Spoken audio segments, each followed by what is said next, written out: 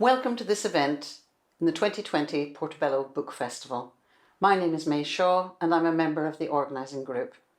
The festival is organised annually by a local group of enthusiastic readers and writers in conjunction with and in support of the local public library. Books featured can be found at the Portobello Bookshop. I would like to thank today's contributors for their willingness to participate in this reconfigured festival. Thank you for joining us and we hope you enjoy it. Hello and welcome to the Portobello Book Festival 2020. My name is Louise Kelly and I'm one of the organising committee of the festival. And in this event I'm really pleased to be talking to an author who is based in Portobello and whose books often feature the area. Yeah. So welcome Doug Johnstone. Hi. Thank you. Thanks. So Doug will be familiar to many of you as he already has 12 published novels to his name and has just been nominated for the prestigious crime fiction award, the McIlvanney Prize. Mm-hmm. For a novel published in January called A Dark Matter. Well, I would see. Mm-hmm. Great. Despite this though, this isn't his most recent novel. It's a sequel, The Big Chill, which was just published earlier this month. Yeah, that's right. So that's quite an unusual kind of publishing setup, Yes. publishing regime. So I wonder if you'd like to tell us a bit about that, and not just about what the two books are about, but thinking about what was the thinking behind the publication in this format? There was a couple of things. We'll just explain that these two books are the first two in a trilogy, at least, maybe more, of books that are about the same characters. So it's the first time I've done that, and previously my 10 novels before had all been standalone, thrillers, I guess you'd call them, I don't really know. Standalone books anyway. And so this is the first time I was trying to write something which was more expanded, and then, so I could delve deeper into the characters so the central premise is that there's 3 generations of women, the Skelf women, who have to take over the running of a funeral directors and private investigators when the patriarch of the family dies. And so that's a kind of setup, and just when I started working on that idea, it seemed obvious to me that it had longer legs than just a single book, and it's kind of got a setup where you can explore things more deeply, and you can explore anything you want, because in a really sort of simple way, like a case can just knock on their door, if you want to examine some kind of aspect of society or whatever. And so I was definitely interested in writing a series of books. As it's turned out, there's definitely going to be 3. I'm working on the 3rd one now. I've written a first draft. Great. And then there might be more after that. But I quite like the idea of doing it in 3s. And there is one storyline that you'll know that runs through that's the two books that are out already that'll get some kind of resolution in the 3rd book. I don't want to say anything else about that because of spoilers. But so with that in mind, there was 2 things. I was kind of quite ahead of the curve in terms of I tend to write a book a year, but I was quite ahead of the curve for various publishing industry reasons. I mean, these books went out on submission. So they weren't necessarily with my previous publisher, but they ended up buying them. And so that process just takes time. But in the meantime, when that was the first book was out, I mean, it can take months. Yeah. I was just getting on with writing the second one because I knew I wanted to do it, and so I was just going to keep doing it. So by the time we got around to actually finishing the first one and deciding, the publisher deciding that it was ready to go, I already had a second one, pretty far along the line. And it kind of made sense. It's my publisher is Arenda Books, who are a brilliant small independent publisher based in London. Karen Sullivan is my editor and publisher, and she reckoned it was probably quite a good idea to try and do the books as closely as possible to each other, in that, and she had some success. She also publishes Ragnar Unison, if you know, an Icelandic crime writer. And he had a series of books that are kind of, that was based in Iceland obviously, and sort of cosy crime, kind of Agatha Christie things, type of thing. And she had quite a lot of success doing that series, and the first 2 would come out very close together, because I think people liked the first one and they're very keen. And so there's been 7 months between these 2. It won't be another 7 months for the 3rd one. It'll be a year, I think. So all those decisions were made before the COVID crisis? In fact, that was all made before. I mean, in fact, it's kind of strange because the first one came out in January, and so we I had a couple of launch events, one in Edinburgh with Val McDermott and one in London with Mark Billingham. They were brilliant. Great. And then we kind of went into lockdown about a month after it came out, or just a little bit more than that. And so it's been kind of strange. And then things are starting to open up again by the time the second book came out. Not completely, but at least bookshops are open, which was a big boon. But we did actually think when COVID first struck and when lockdown first came about that we might push back the second book. But in the end we didn't bother. It was also actually, I don't know if you know this, but I had a stroke. All right. I had a stroke in March, a couple of weeks before lockdown started. And so Karen was obviously was concerned about whether I would be fit and well enough and healthy to sort of go through the whole thing of having a book come out and stuff. But as it turned out, my recovery was really surprisingly quick, I think. No, that's I was fairly lucky in one sense, and so we just decided to go ahead with the second book in it was the end of August actually, yeah. So and just to try and build on that momentum, and it also helped that, like you mentioned, that the first book has been now shortlisted for the McIlvanney Prize. So a lot of people are sort of just picking up on that one, then realising there's a second one already. It's quite a sort of strange scenario, but it's. I mean, they are definitely feeding into each other. I get a lot of feedback on social media and emails from people who are just reading one and discovering the other one, which is quite good. Yeah, no, it's. I mean, as a reader, you see that as an impulse to get the next story. Yeah, enjoy the first one. Definitely, and it's not. I mean, stuff doesn't really get. I've never been one. I don't really like sort of tying up all the loose ends of a book anyway, even the standalones. And I certainly haven't done that with these Skelf books. So hopefully that'll entice people into reading the next one. Yeah, good. So you've referred to these as the Skelf books. Yeah. That's the family name. Yeah. But do you want to say a little bit about the word? It's a fascinating word. Yeah, I don't. I mean, I kind of think that everyone in Scotland will know this, but maybe they won't. But I mean, it's a Scots word for a splinter. I mean, I knew it growing up. It was one of. I mean, I wasn't broadly speaking Scots when I grew up, but I knew enough words and enough vocabulary, and so the Skelf is what we call a splinter that you get on your skin, and for some reason I had that word in my head as a name, as a surname. I mean, it's, as far as I know, it's not a surname. I've never come across anyone with the surname Skelf. But I had that idea for years. I had the name Jenny Skelf. It was her first actually in my mind, yeah. And I originally had a sort of idea where she was going to have to take over a private investigators and she had no clue how to do it. And it was going to be a sort of kind of, I don't know, metatextual PI thing. I don't know what it was. Anyway, that never happened. But I had that idea for years and years, and I just liked that. And there was one or two suggestions, I think, early on from people that read sort of early drafts that I might change the name.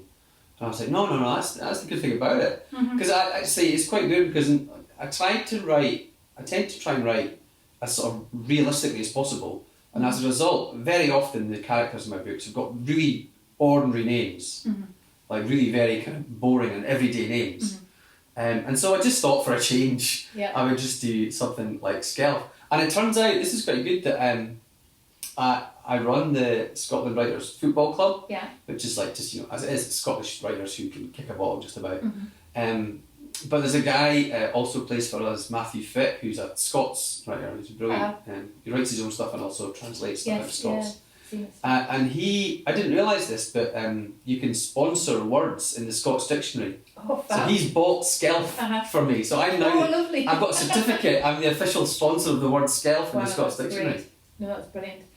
There's a fantastic dialect maps of Britain. Have you ever seen those where, and the words for splinter, there are hundreds that really differentiate. I'm trying to remember now, my agent is from the north of England. Yeah, Spelk is where. Spelk, that's the one. That's the only one that's still currently used, I think. Because he said to me, "See Skelf, is that Spelk?" And I was like, "Spelk? What's Spelk?" Yeah, and it has a nice Scandi kind of feel. It does, yeah. But I just thought genius for a family you'll discover when you read these, for a family whose job is getting under the skin of everybody. It's had a genius. I thought it was a really genius. Well, I didn't want to overplay that too much, but there is an obvious implication, about getting under the skin of the characters and the characters getting under the skin of the people that they work with, because they have to do that in the two jobs that they're doing. But I was having a sly note to that, but you noticed, well done. Yeah, no, very good. Yes. The other thing you touched on there was the fact that it's a family, but it's the the three main characters in the book are this dynasty of women, the grandmother, the mother and the daughter. Yeah. So, and actually when I've described to people what these books are about as I've been reading them, as soon as I say, oh, it's about this dynasty of women, people are like, ooh, there's something about that. Do you know what that is about, that kind of idea of having a dynasty of anybody, but certainly these sort of strong thread of women together that's something that I really wanted to explore, is the way I mean, I kind of in previous books, I guess about half, maybe not quite as many as half, but I've written from the point of view of women before and men and different demographics and ages and backgrounds and stuff like that. So I'm kind of not shy about leaping into these things, as long as you kind of do your research and treat the characters and the situations with empathy and respect. You can do what you like. And so, but I was really interested in a couple of things with this creating these three different characters. One was that I was really interested in looking at, because like you say, there's different generations. They're 70 years old, 45 and 20 years old at the start of the first book. And I was deliberately interested in trying to examine how those ages and their experiences, their life experiences, affect their outlook on society and life. Yeah. And I think hopefully, I mean, they are quite different. I think they've all got very different perspectives. And that was a deliberate attempt in the book. And I was also, I mean, families are ripe for conflict, right? Because everyone's family has got some tension and deep-seated stuff from way back or whatever. And so that's obviously good from any kind of fictional point of view to examine that. But I was also interested in, it's interesting you say dynasty. It's like I really wanted to look at the way that they support each other as well. Yeah. Because they do. I mean, it's not unequivocal, but they do. They are there, and I think that's a different kind of connection to each other than it might be. It's certainly different than if it was all men, and it's also different than if it was men and women combined. There's something about a kind of sisterhood thing happening in the relationship to each other that I thought was just interesting to look at. I hadn't really examined that sort of thing before, so I'm always trying to do new things to keep myself interested as well as exactly. Yeah, no, I did like that. The fact that in various places you do look at a specific point in the plot and get the grandma's take on what's happening and the daughters and see that we do see things differently depending on our perspective. Yeah, and in the first book especially, there's quite a lot of stuff about sexism and misogyny and how all three of them deal with that in completely different ways because they've got very different experiences having grown up in very different times and what was expected of them societally. And I hope, touch wood, I hope I've managed to get across some of that with a kind of realism. No, you did. No, I really thought from a woman's point of view that was, you did hit a lot of those things really head on and really good. But I mean, it actually made me think because the women, as you say, they do have tensions between each other and they're kind of properly kind of flawed characters. But the men are just. I can think of one man in it, Thomas, who I think was nice and had some ridiculous features. But the men the despicable side of men is really explored. So was that kind of intentional or? I don't. No, it wasn't. It wasn't a conscious. It wasn't a conscious thing I was doing at the outset of the book. But as I was thinking about the plot of the various different strands, because there's quite a lot of plot. There's so much more plot in this than any of the other books I've written. There's like a whole bunch of stuff going on. And as I was kind of working out the sort of threads of the plot before I started, and then once I was sort of kind of in the middle of it, it just became clear to me that that a lot of this book would be about that sort of institutionalised misogyny and the kind of assumptions of men sometimes. I don't think that's as prevalent in the second book. I think it was kind of subconscious. I was also writing this round about the time of the hashtag Me Too stuff, I think. So it was very front and centre, I think, in everyone's mind at the time. But yeah, there's some. I think maybe Archie's a nice enough guy as well. Yeah. And Bam are kind of up to a point. He's nice. They've all, but like you get across the fact that men who've got flaws can have some features that aren't despicable. Yeah. But, you know, I would kind of, if I had to rate them on balance, I would stick them on despicable side of No, it. fair enough, yeah, fair enough. And in terms of those three women, so when, you know, when you get advice about writing, people always say, make sure that the reader knows who to identify, who your main character is. Yeah. And you've got these three strong characters. Now, I thought what you did it worked for me. But do you have a specific main character in mind? That's interesting. No, I don't think I do. I think I mentioned just before there that character-wise, I think I had Jenny in my mind first, and she's really the kind of the easiest or least hard for me to write in one sense, and she's close to my age and has a similar kind of background and experience, whatever. And so I found her probably the easiest of the three to write. But I kind of, maybe at the start or when I was still planning it, I did kind of think of her as a central character maybe. But as even that I started progressing in the first draft of it, it became clear to me that it had to be an absolute freehander, and that's what it is. And I think that is, I just did it because it felt natural. Yeah. I didn't want to make it, you know, to concentrate on one over the rest. And I think that's probably now I think about it, that's probably very unusual. Because it is usually, you know, you have a central protagonist, even if you have, you know, a bunch of central characters. There's usually one that is the sort of main focus, but that really isn't it. I don't think. No. I mean, you write that each chapter is written from the point of view of one specific character. Yeah.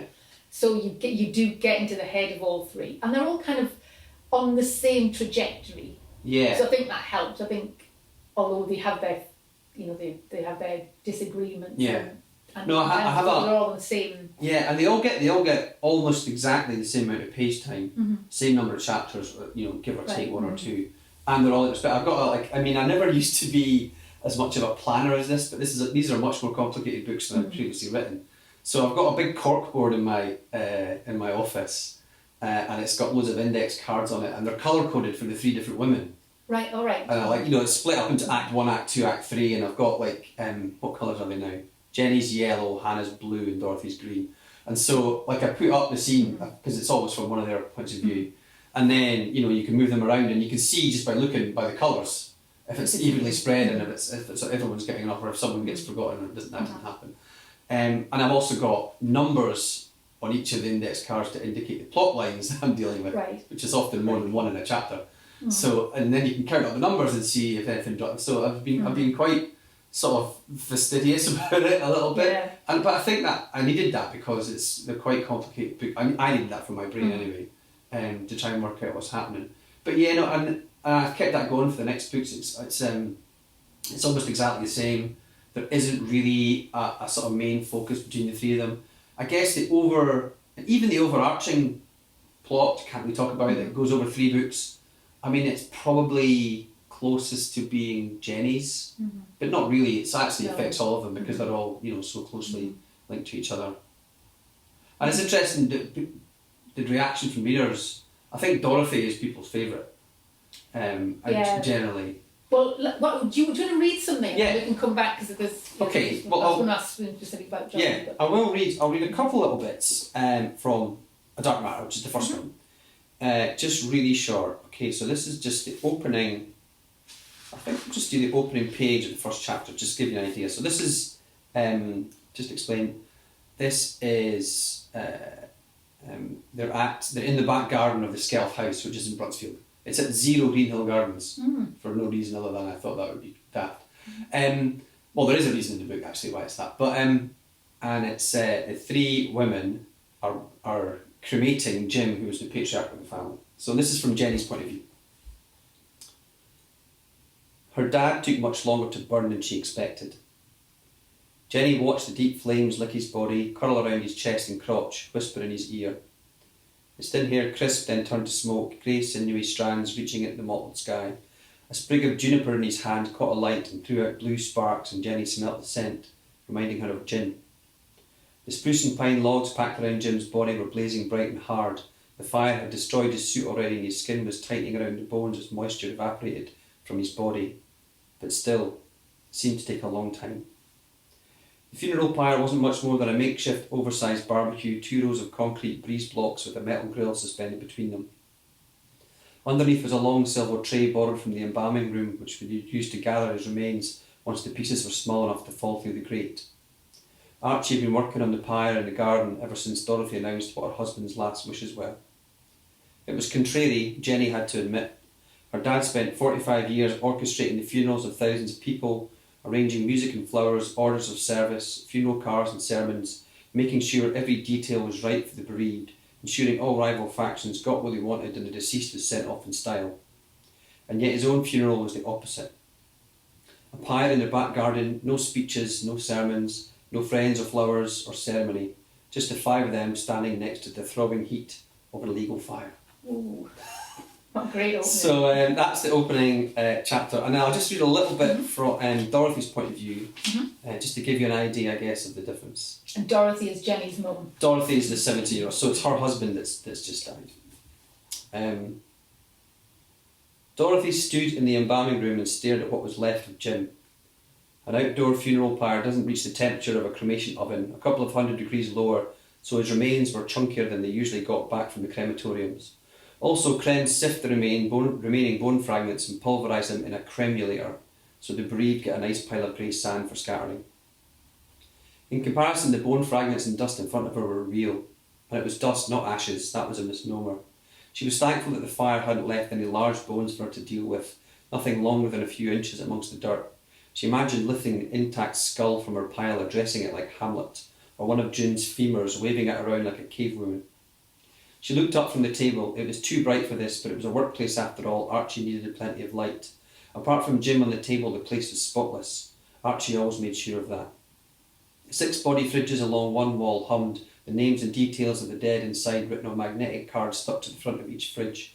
Arthur Ford, 5'11", viewing required, embalming needed, no jewellery, removed from the Western General. It tied in with the whiteboard upstairs, and for a moment Dorothy had a flash of the business as a single giant organism. She turned back to Jim's remains, picked up a 4-inch shard of white bone. It was as light as balsa wood but solid, all the organic content and moisture vaporised.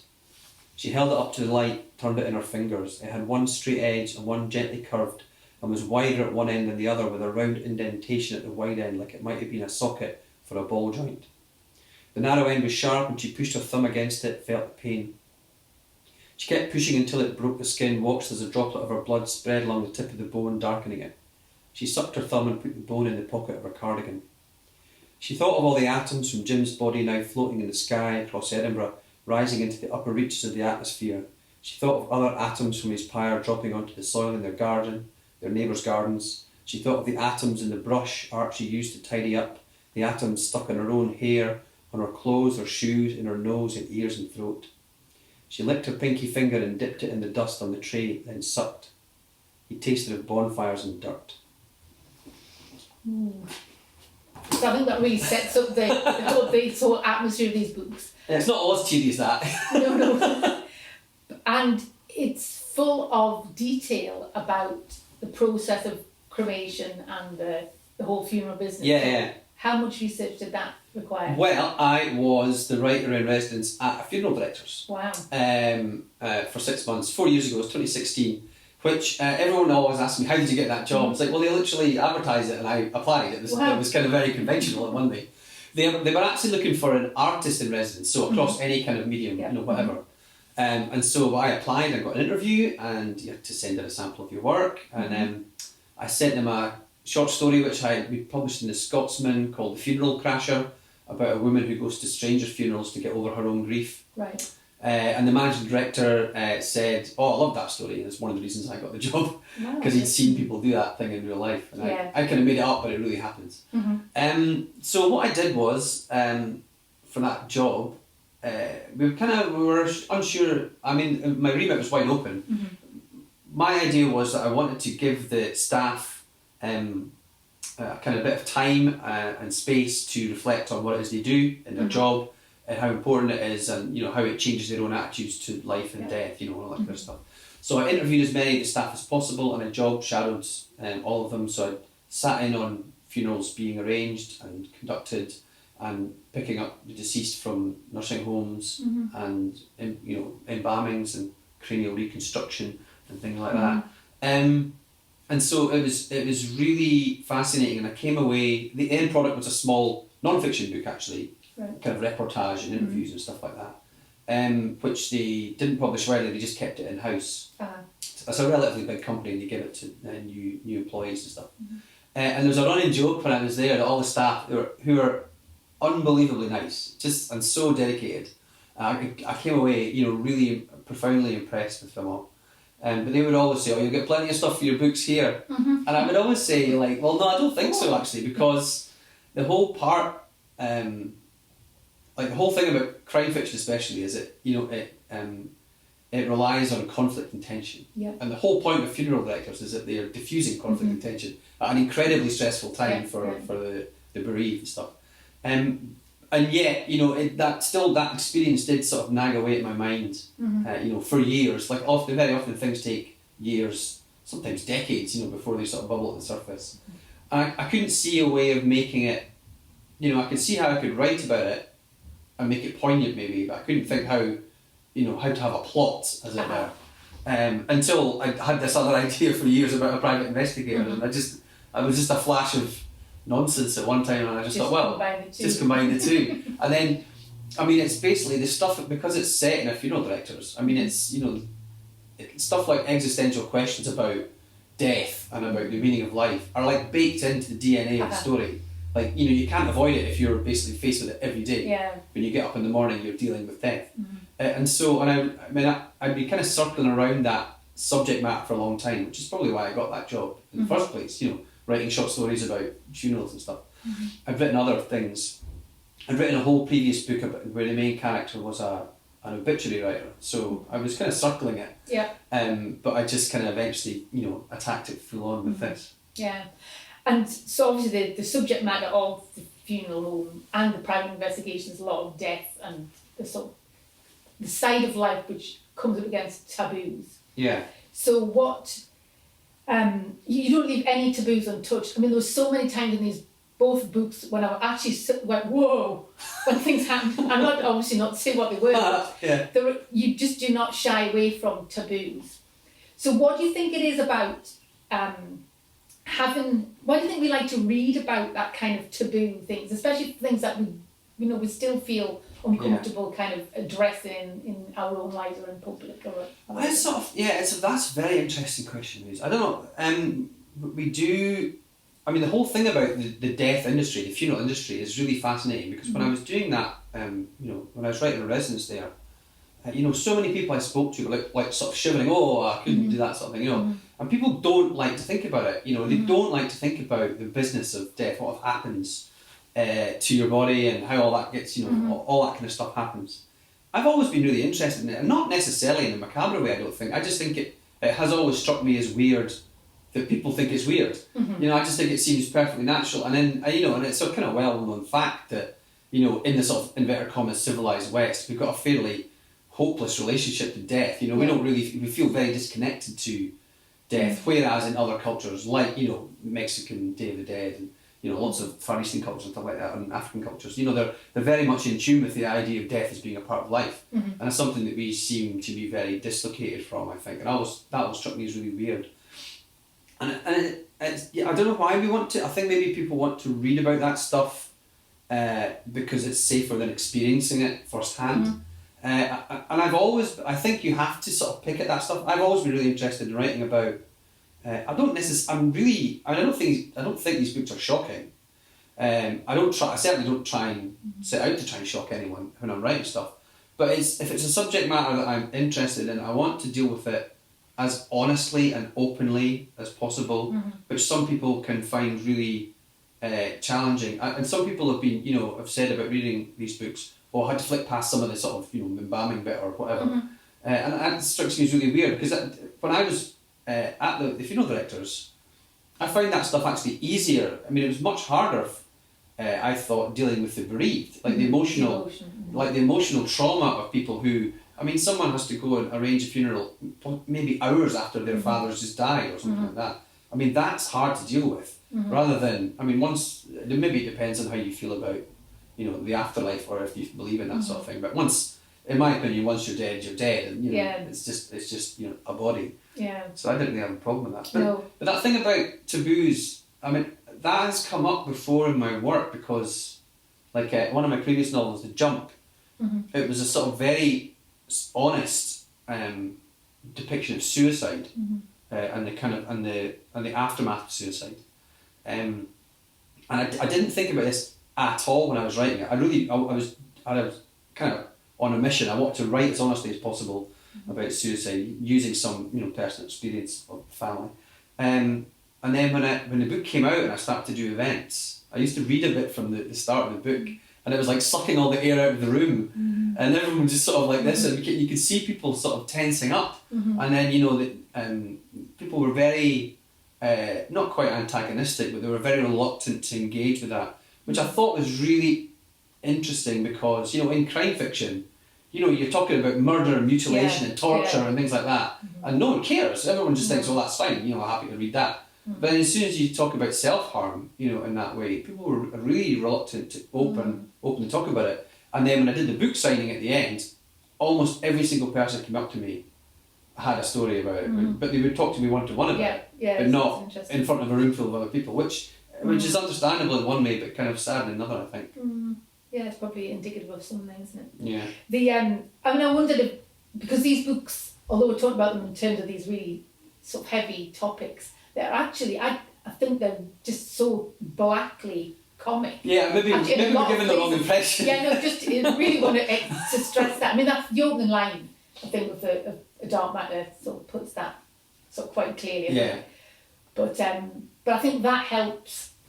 Humour's often a way, isn't it, of just getting across.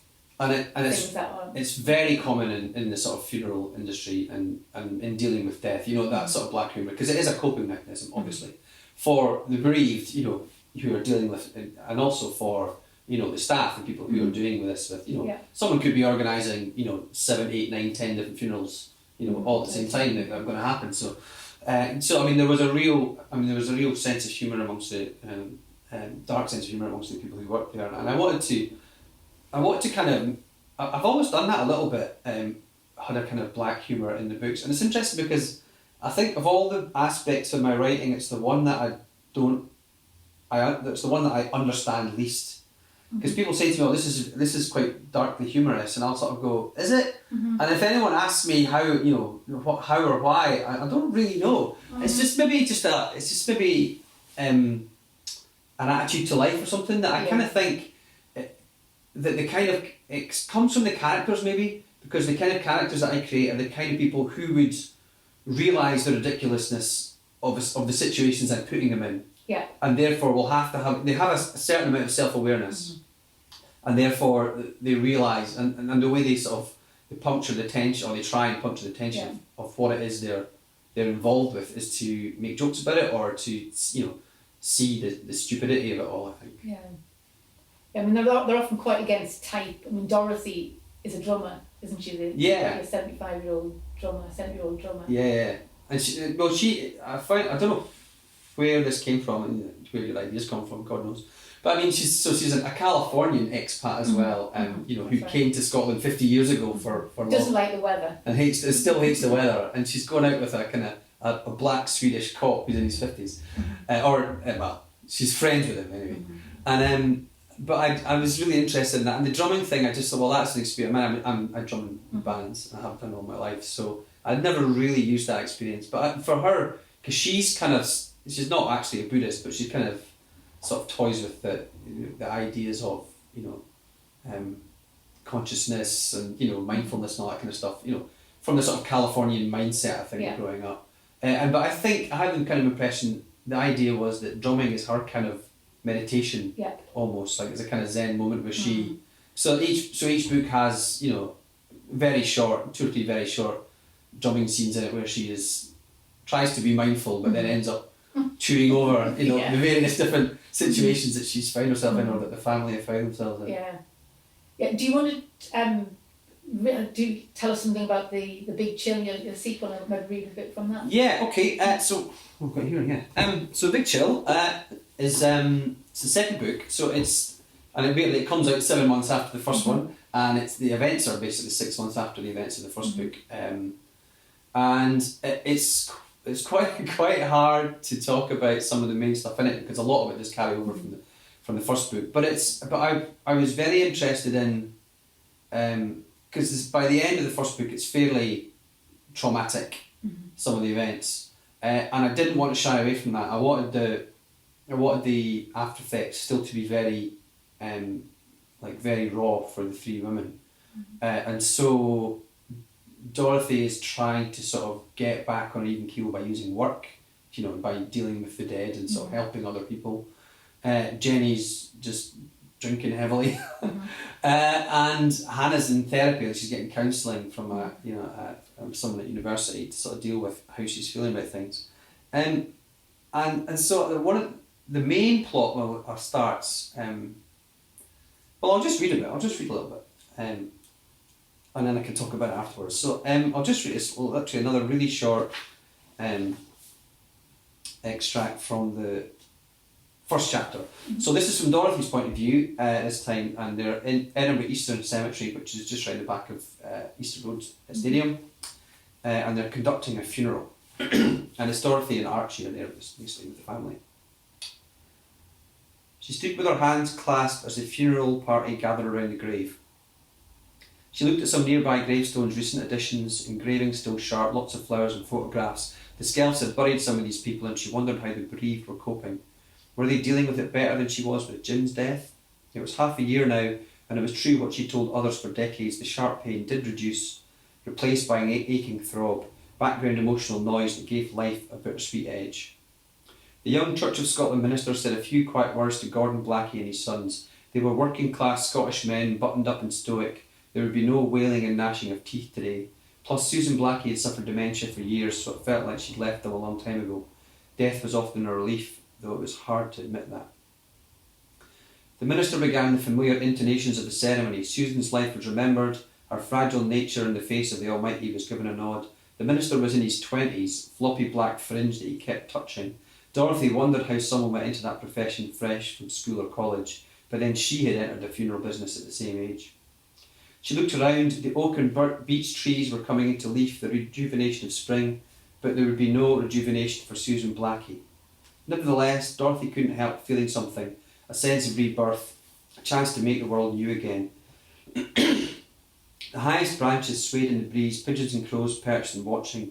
Dorothy heard the shush of Easter Road traffic mixed with the minister's words. Her voice didn't have the gravitas, his voice didn't have the gravitas for funerals yet, not enough experience. The Blackie men stared stony-faced at Susan's coffin as if they could lower it into the ground with sheer willpower. Dorothy heard a police siren, faint but getting louder. She listened for the change in pitch, the Doppler effect Hannah had explained to her when the source of the sound travelled away instead of towards you. But it didn't change. The wailing just got louder, making the minister pause his eulogy. There was an almighty metallic crash, and Dorothy spun round to see the iron cemetery gates buckle and spring from their hinges, clatter into the stone pillars either side and collapse as an old white Nissan careened into the graveyard and pummeled along the gravel path on the south side, rising into the air over bumps and swerving between graves. It was moving at maybe 50 miles per hour, engine a high whine as the siren got louder and a police car thundered through the cemetery gates in pursuit. The Nissan braked and swerved at the bend and the path fishtailed into a headstone which fell like a domino. The car straightened and sped up, the police car copying its trajectory round the bend, running onto the grass. The Nissan glanced off two more gravestones and ricocheted across the path, the gravestones tearing chunks from the front bumper, denting the driver's door. It was 100 yards away from the hearse, the family car and Susan's coffin. The Blackie party stood with eyes wide. Dorothy the same, the minister with his mouth open. The hearse was blocking the path, but the Nissan kept racing towards them, bouncing along, clattering against headstones and thumping over grassy mounds. The police car was behind, lights flashing, sirens screaming. The Nissan was almost at the hearse now as Dorothy felt someone pull her. Archie was yanking her arm. She stumbled towards a large memorial stone just as the Nissan rushed past her, swerved away from the rear of the hearse, scattering mourners, the Blackie men jumping out of the way. The car clattered into the gravestone next to Susan's coffin, bounced into the air, then its front end dipped and it landed with a sickening thud halfway in the empty grave, its rear end hanging in the air, wheels spinning. Wow. Yeah, that's something I've never seen in a story before. Yeah, it's made for TV, isn't it? Yeah, definitely. That's So that little reading, Dorothy starts off contemplative and then ends in big action. So, but I mean that, you know, it's a sort of near-death experience for her, and although it's bizarre, his fate, I mean, the driver is killed, it's not giving much away, and she is kind of obsessed with trying to find out who he is, because there's no clear evidence for his identity when they get him out of the car, and she inherits his dog, a one-eyed collie called Einstein. Wow. Well, they call Einstein because they already have a cat called Schrödinger. Yeah. So throughout the book, so one of the characters, Hannah, is a physics student, student of physics at Edinburgh University, and you have a PhD from Edinburgh University in nuclear physics. Hannah often explains her thinking and her view on life in terms of sort of physics and sort of physical. So is that something that you do in your life? Has physics kind of influenced how you see the world? And I think it does. I think, I mean, that was something else, you know, as well as the drumming and various other things. I had never used that science experience in any of my books, actually, at all. And that seemed a complete waste, in one sense. And I think studying modern physics especially does have a profound effect on the way you think about the world, actually. I remember, I mean, and that's true since the Einstein theory of relativity in 1905 or whenever it was, because there are all sorts of crazy contradictions and ways of looking at the world to do with quantum mechanics and relativity and cosmology and all these kind of things. I did that when I was an undergraduate at university. Everyone had to, I think it was in third year, everyone had to get up and do a talk on anything, and people were just doing sort of ordinary run-of-the-mill, like, this is whatever, fluid dynamics and this whatever. And my talk that I did was called The Tao of Physics, which was a book that had been, it was based on a book written in the 70s about similarities between modern quantum mechanics and Tao Buddhism, about the interconnectedness of all things, because it does, when you get down to, like, subatomic particles, we don't have any direct experience of observing these things, and we can see results of experiments, but we're kind of so much of modern physics, because it's either incredibly small or incredibly large, is built around metaphors. So the idea, I mean, most people have an idea of an atom as being a thing in the middle and electrons going around, and that's just nonsense. That when you get right down to like tiny levels, that doesn't make any sense. Right. And there's things like the paradox between if you do some experiments, light seems like a wave. If you do another experiment, light seems like a particle. And if you do some experiments, it can seem like both, depending on how you're looking at it.